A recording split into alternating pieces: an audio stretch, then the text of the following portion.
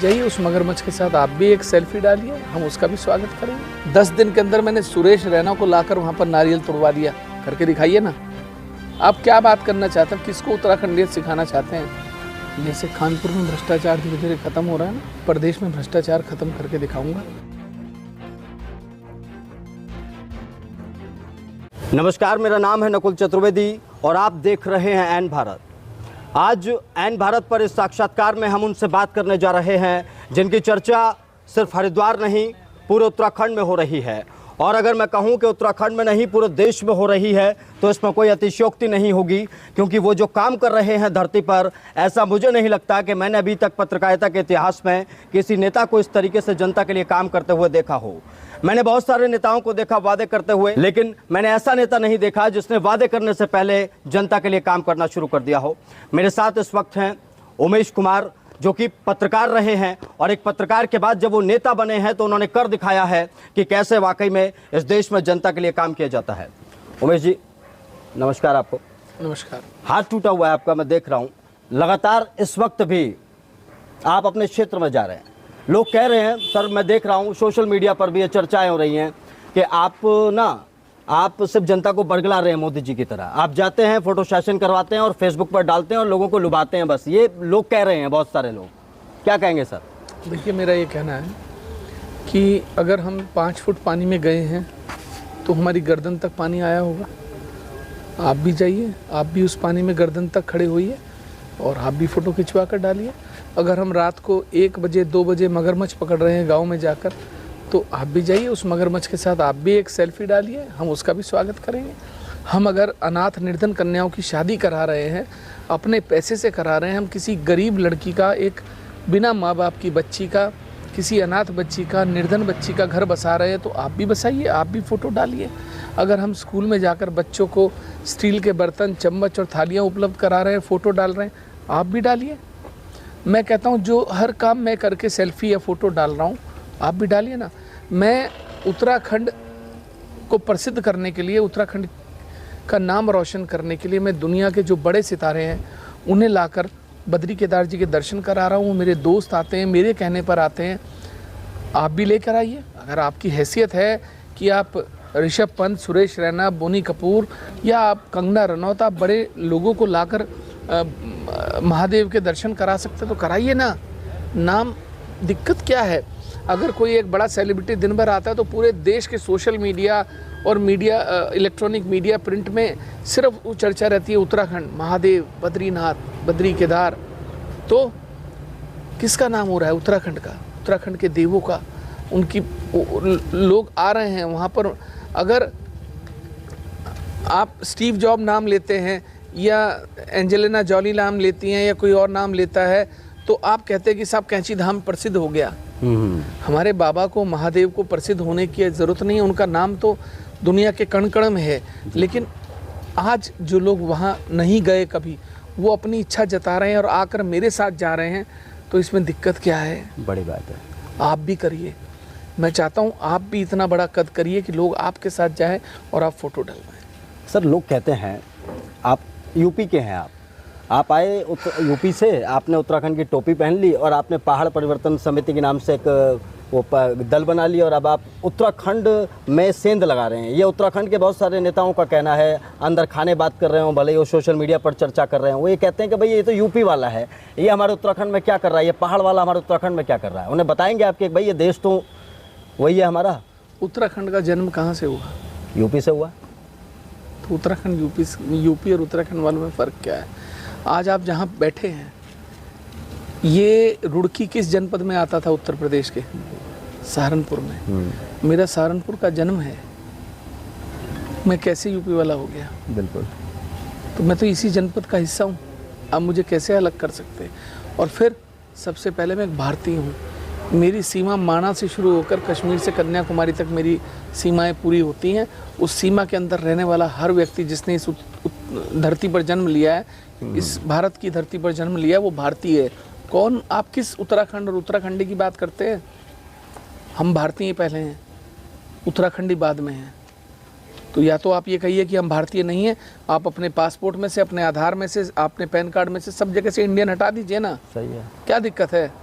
हटाइए, लिखिए उत्तराखंडी। इसलिए पहले मैं भारत का नागरिक हूँ, फिर मैं एक सच्चा उत्तराखंडी हूँ। बात रही पहाड़ परिवर्तन समिति की, तो मुझे बताइए, जब कोरोना की पहली लहर आई थी, जब लोग सड़कों पर नहीं थे, तब पहाड़ परिवर्तन समिति के लोग सड़कों पर थे।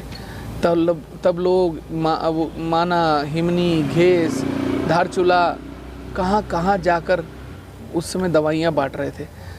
हज़ारों, 6,500 से ज़्यादा प्रवासियों को हम अलग अलग देश के कोनों से, जब सड़क पर चलने पर भी लाठी पड़ रही थी पुलिस की, आप सड़क पर निकल नहीं सकते थे, डर था, कोहराम था, तब हम चेन्नई, हैदराबाद, आंध्र प्रदेश, महाराष्ट्र, जम्मू एंड कश्मीर, हम मध्य प्रदेश, कहाँ कहाँ से लोगों को लेकर आए। संभव था।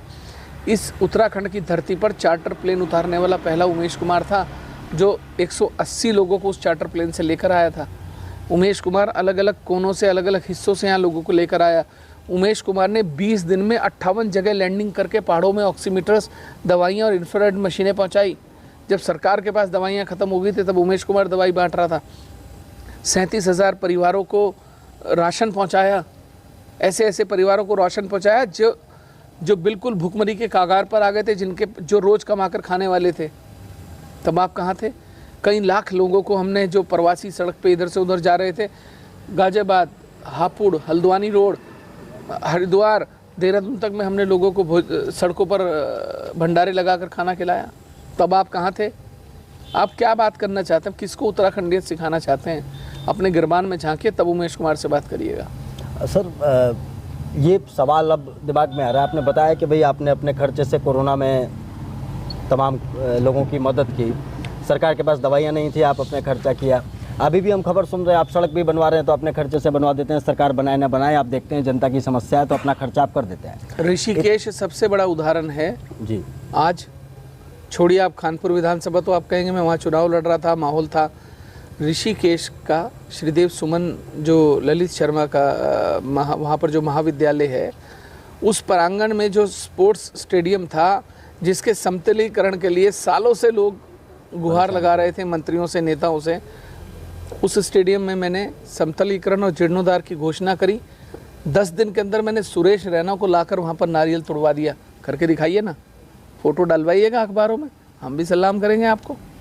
लाइए ना आप कब हिंदुस्तान का इतना बड़ा आप खिलाड़ी, जिसका दुनिया में नाम है, उसको आप लाके नारियल तोड़वाते हैं, उस एक छोटे से स्टेडियम का जीर्णोद्धार करवाते हैं, और अगले दिन, अभी इस समय वहाँ काम चल रहा है, जाइए आप देखिए। हैं, महिलाओं के लिए वहाँ पर सैनिटरी डिस्पेंसर मशीन नहीं है क्या? जिस गर्ल्स कॉलेज में, गर्ल्स विंग में, क्या गर्ल्स के लिए सैनिटरी डिस्पेंसर मशीन होनी चाहिए? नहीं होनी चाहिए। हमने मंगाई, लगने वाली है। बाथरूम ख़त्म हो चुके हैं, टूटे पड़े हैं, उनके जीर्णोद्धार सड़ गए हैं, उनका जीर्णोद्धार हम करा रहे हैं, हमने शुरू करा। आप करके दिखाइए ना, अच्छा काम करिए, हम ही नहीं, हर आदमी आपको सलाम करेगा। तो सर, जिस रफ्तार से आप भाग रहे हैं, भाई विधायक बन गए, अब अचानक आए, निर्दलीय आपको जनता ने चुन लिया, आप देख रहे हैं तो संसदीय क्षेत्र में आपकी चर्चा हो रही है कि भी सांसद बनने वाले हैं। अब मुझे तो ऐसा लगता है कि अगला जो चुनाव आएगा उत्तराखंड में, आपको मुख्यमंत्री बन जाएंगे आप इस स्पीड से, जिस स्पीड से आप काम कर रहे हैं। जाई विधि रखे राम, ताई विधि रहिए। जो जिम्मेदारी आपको ईश्वर देता है, उसको तन मन धन से निभाइए, उसमें खो जाइए। ईश्वर बहुत कम लोगों को इतना सम्मान देता है कि वो निर्दलीय जीतकर ऐसी लहर के अंदर विधायक बन जाए। देश में 4,000 कुछ विधायक हैं, तो आप 130 करोड़ की जनता में आप उन 4,000 लोगों में हैं जिनको चुनकर भेजा है। तो ये जिम्मेदारी ईश्वर ने दी है आपको। और एक बात समझिए, ईश्वर किसी ना किसी को माध्यम बनाता है। अंतिम पायदान पर खड़े हुए हर गरीब व्यक्ति, हर असहाय व्यक्ति की मदद करिए।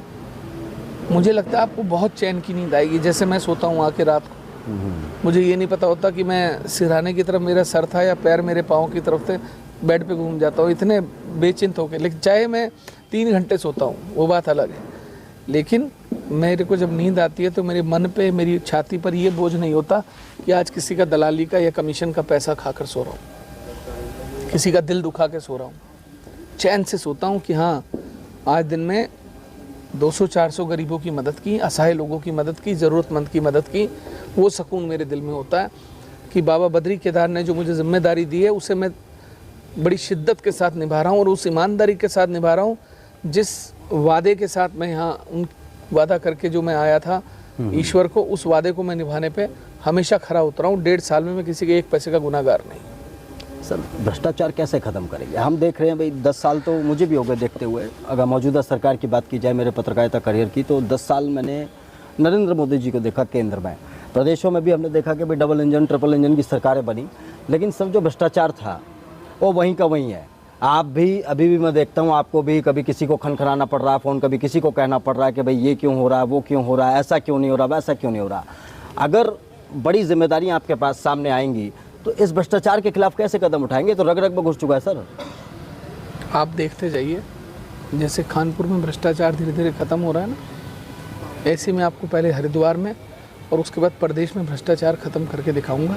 लातों के भूत बातों से नहीं मानते, ध्यान रखना। ये जो कौम है ना अफसरशाही की, इसकी जड़ों में भ्रष्टाचार का दीमक इतनी गहराई तक लग चुका है कि अब उसमें पेस्टिसाइड नहीं, उसमें तेज़ाब डालना पड़ेगा। और वो तेज़ाब डालने का काम ईश्वर अपने आप करेगा। ये देवों की भूमि है, ये देवभूमि है। देवता अपना हिसाब किसी न किसी पीढ़ी पर आकर, जैसे आप जानते हैं ना कुल देवता, लोग कहते हैं कि आपके कुल देवता नाराज़ हैं आपसे, आपकी पीढ़ियों को नुकसान हो रहा है। तो वो जो यहाँ के देवी देवता है ना, ये उस हर चोर भ्रष्टाचारी नेता, देखिए मैं किसी के परिवार के लिए गलत नहीं कहना चाहता, ना मैं कहूँगा, लेकिन ईश्वर अपना हिसाब जरूर करता है। इस देवभूमि के कण को बेच के, इस देवभूमि के साथ धोखा करके, इस देवभूमि की जनता के साथ धोखा करके अगर आपने 1 रुपया भी कमाया है ना, तो कभी ना कभी आपका निकलेगा, आप देख लीजिएगा। और आपका वर्तमान सुखद हो सकता है लेकिन अंत बहुत बुरा होगा। बेकार होगा। सर हरिद्वार का जिक्र, क्योंकि धार्मिक नगरी है और मैं मानता हूँ कि पूरी दुनिया में हरिद्वार एक ऐसा स्थान है जहाँ पर मतलब 24 घंटे 365 दिन मेला लगा रहता है। 10 साल में हरिद्वार में मैंने ब्रिजेस तो बनते हुए देखे, लेकिन घाटों के आसपास आज भी वही हालात हैं।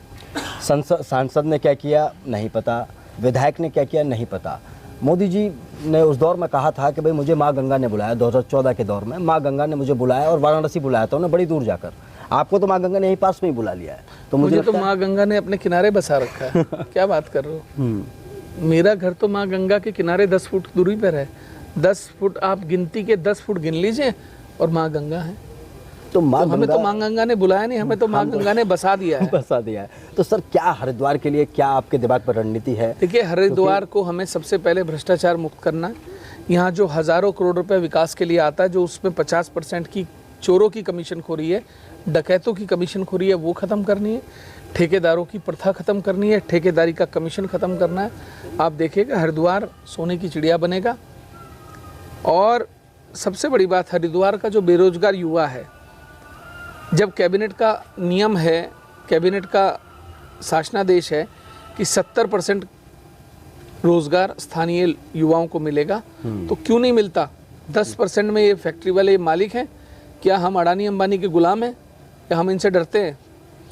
इनका इलाज ज़रूरी है, इनका इलाज करना पड़ेगा, तब जाकर कहीं आप युवाओं को उनका हक दिला पाएंगे, तब जाकर आप अच्छे अस्पताल, अच्छे स्कूल बना पाएंगे, तब आप जो सरकारी अस्पताल है उनको रेफर सेंटर से ख़त्म कर पाएंगे, तभी आप एक अच्छे राज्य, एक अच्छे जनपद की स्थापना कर पाएंगे।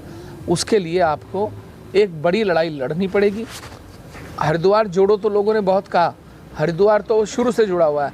अभी आज लड़ाई है हरिद्वार बचाने की, और हमें हरिद्वार बचाना है। हम लड़ेंगे भी और जीतेंगे भी। हरिद्वार बचाओ यात्रा आप निकाल रहे हैं? बिल्कुल, यात्रा मैं निकालूँ ना निकालूँ, लेकिन हरिद्वार बचाने की मेरी मुहिम है। अच्छा सर, एक आखिरी सवाल। पहाड़ परिवर्तन समिति नाम बहुत अच्छा है। आने वाले संसदीय चुनाव अपने आप में इस देश में निर्णायक चुनाव होने वाले हैं, या चीज़ें इधर जाएंगी उधर जाएंगी, डबल इंजन ट्रिपल इंजन, इन सब का भी पता चलेगा। पहाड़ परिवर्तन समिति उत्तराखंड में जो तमाम सीटें हैं, संसदीय सीटें, 5 संसदीय सीटें, क्या कुछ ऐसी तैयारी है आपकी तरफ से, या फिर सिर्फ अभी हरिद्वार को टारगेट किया? अभी सिर्फ हमारा उद्देश्य हरिद्वार जीतना है। हरिद्वार के बाद 2027 में लड़ाई कैसे लड़ी जाएगी? हमारा चुनाव जनता ने लड़ा, जनता ने हमें जिताया। आज भी अगर लोकसभा का चुनाव लड़ा जा रहा है, उसकी तैयारियां हैं, तो वो भी जनता कर रही है। और 2027 में क्या करना है ये भी जनता तय करेगी, जो जनता की आवाज़ होगी। देखिए, नेता को जनता की आवाज़ समझ में आनी चाहिए, और आवाज़ कानों से नहीं सुनी जाती, आवाज़ को महसूस किया जाता है। आवाज़ को कहते हैं ना कि एक अंतरात्मा से सुना जाता है, उसे फील किया जाता है। जब वो आप फील करने लगे चारों तरफ से, तब आपको निर्णय लेना चाहिए कि हाँ, हमें चुनाव लड़ना है।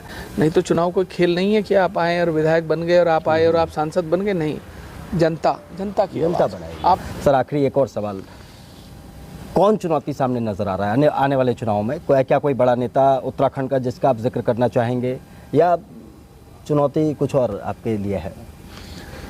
मैं अकेला ही चला था जानिब मंजिल, लोग मिलते गए और कारवां बनता चला गया। जब कारवां होता तो उसके सामने कोई चुनौती नहीं होती। वो हम तो कभी ये महसूस ही नहीं करते हमारे सामने चुनौती कौन है, क्या है। हम अपना कर्म करेंगे, जो चुनौती आएगी उसको भी देखेंगे। ठीक है, बहुत बहुत शुक्रिया हमसे बातचीत करने के लिए। तो हमारे साथ थे उत्तराखंड की खानपुर विधानसभा सीट से विधायक उमेश कुमार। माहौल हरिद्वार लोकसभा सीट में तब बनने लगा है जब 2024 के लोकसभा चुनाव की तैयारियां और दल शुरू भी नहीं कर पाए हैं। यहां की जनता ने ये बताना शुरू कर दिया है कि उनका आने वाला सांसद कौन होगा। फिलहाल तो मौजूदा राजनीति, मौजूदा सांसदों, मौजूदा विधायकों को ये समझना होगा कि अचानक से निर्दलीय विधायक बनने के बाद उमेश कुमार को आज हरिद्वार की जनता सांसद बनाने के लिए क्यों आतुर हो चुकी है। नमस्कार। जाइए उस मगरमच्छ के साथ आप भी एक सेल्फी डालिए, हम उसका भी स्वागत करेंगे। 10 दिन के अंदर मैंने सुरेश रैना को लाकर वहाँ पर नारियल तोड़वा दिया, करके दिखाइए ना। आप क्या बात करना चाहते हैं, किसको उत्तराखंडियत सिखाना चाहते हैं? जैसे खानपुर में भ्रष्टाचार धीरे धीरे खत्म हो रहा है ना, प्रदेश में भ्रष्टाचार खत्म करके दिखाऊंगा।